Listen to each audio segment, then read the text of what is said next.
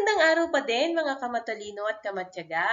Yes, ang pag-uusapan pa din po natin is about pa din sa simple interest. But at this point, ito naman po ay problem solving. Okay?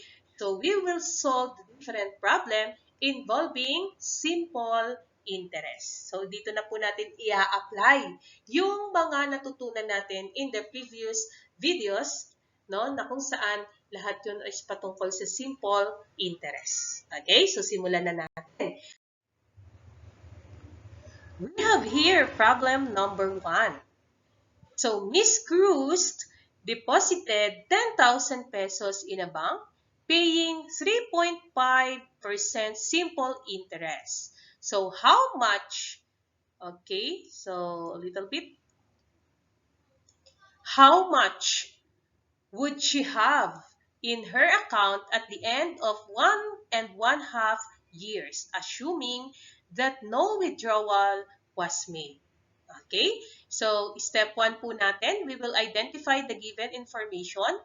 So, the principal amount is 10,000 pesos and the interest rate is 3.5% or convert to decimal 0.35, and the length of time is 1.5 years. Okay? And then our step 2 is to identify what is asked in the problem and the formula to be used.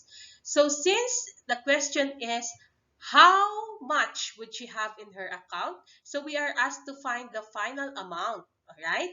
So the formula to be used is final amount equals P times 1 plus R times T. So we'll just substitute that given values to compute for the unknown value using this formula. F equals P times 1 plus R times T. So ang ating present value is 10,000 times 1 plus the interest rate 0.035. Ang ating length of time is 1.5 years, or convert, that is 1.5 years. Okay?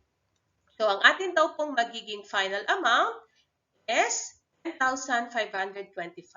Okay, so the amount of money after 1.5 years is 10,525 pesos. Okay? Let's proceed to our next problem. So our next problem is, alright, so this is our problem number 2. Miss Garcia borrowed 30,000 pesos from a bank, charging 5% simple interest with an agreement that she would pay the principal in the interest at the end of the term. If she paid 45,500 pesos at the end of the term, for how long did she use the money? Alright? So, identify the given information. Ang given natin, 30,000 pesos is the principal. And then, we have at the end of the term, meron tayong 45,500. So, that is the final amount.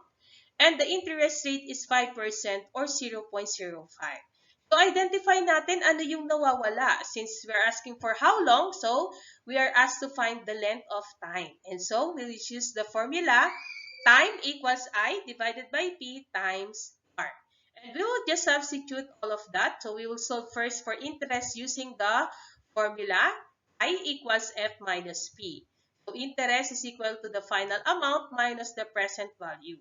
Ang final amount natin ay 45,500 pesos minus the present value 30,000 pesos. We have the interest 15,500 pesos. Okay? And we will just divide that 15,500 pesos to the present value 30,000 pesos times the interest rate 0.05. So ang time natin is equal to 10.33. So the money was used for 10.33 years. Okay. Next problem. So for our problem number 3, Mr. De La Cruz invested 150,000 pesos in the bank, which guaranteed an interest of 25,000 pesos after 3 years. At what rate would his investment earn? Okay, so given the information, principal amount 150,000 pesos, and we have the given interest of 25,000 pesos, at ang length of time natin is 3 years. So we'll identify what is asked. Tanong sa atin, what rate? So we are asked to find the rate of interest. So the formula to be used is the rate equals the interest divided by the principal times the length of time. So for step 3, we will just substitute the given values.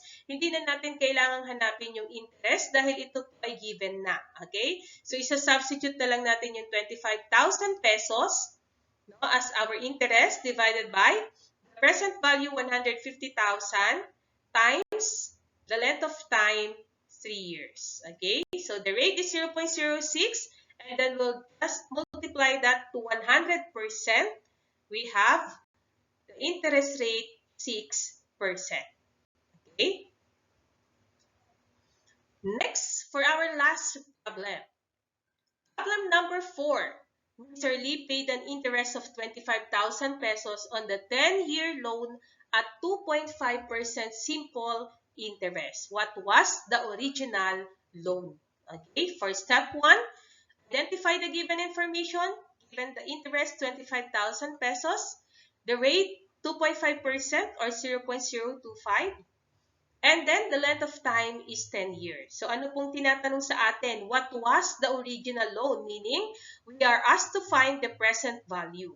So, the formula to be used is the principal or the present value equals the interest divided by the rate times the length of time. So, just substitute the given values. Again, no need to find the interest because it's already given. And that is 25,000 pesos. We'll just substitute divided by our interest rate 2.5% or 0.025 times the time is 10 years. So ano po ang ating magiging present value? That is 100,000 pesos. And so, the original loan is 100,000 pesos. Okay?